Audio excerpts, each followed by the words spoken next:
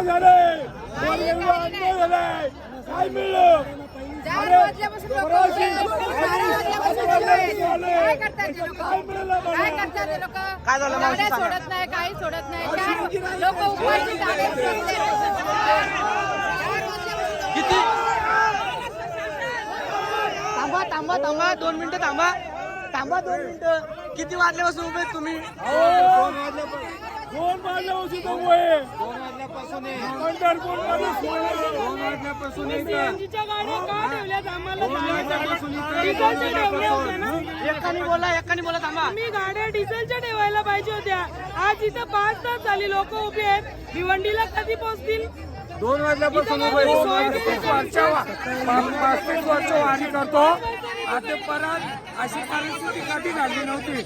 120 गाड्या आहेत. एका गाडीमध्ये फेरी भरायला अर्धा तास लागतो. आज 19 दिवस आम्ही वारी करतोय. आज 19 दिवस आम्ही पायवारी करून पंढरपूरला गेलोय. 2 मिनिटं थांबा. 8 वाजल्यापासून आज आम्हाला एवढे आमच्या आज हाल केलेत वारकऱ्यांचे. त्याला महाराष्ट्र सरकारच जबाबदार आहे. त्याचा काहीतरी महाराष्ट्र सरकारने आम्हाला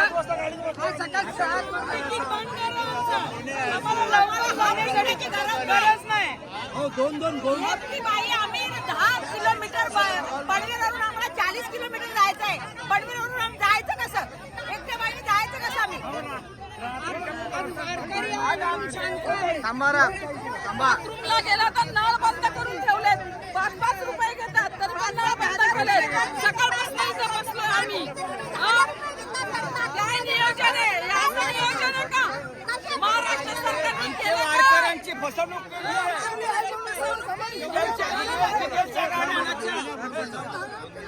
साहेब हे वारकऱ्यांचा एवढा हाल चालू आहे. मग काय करणार आहेत तुम्ही? थांबा रे. कोणीच बोलू नका. कोणीच बोलू नका. हा. बोला आता. थांबा. मला 2 मिनिटं बोलू दे. मोठ्या प्रमाणात एसटीची वाहनं आलेली आहेत. सीएनजीचे फक्त 2च फ्युलिंग स्टेशन आहेत. त्याच्यामध्ये एका वेळी एका गाडीला भरायला 20 मिनिटं लागतात. आम्ही काही पर्यायी गाड्या पुढे राजगुरुनगरला वळवत आहेत आणि काही गाड्या शिरूरला वळवणार आहेत.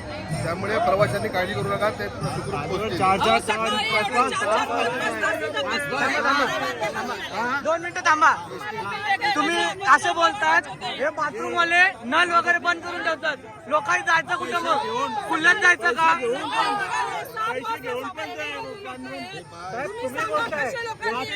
आणि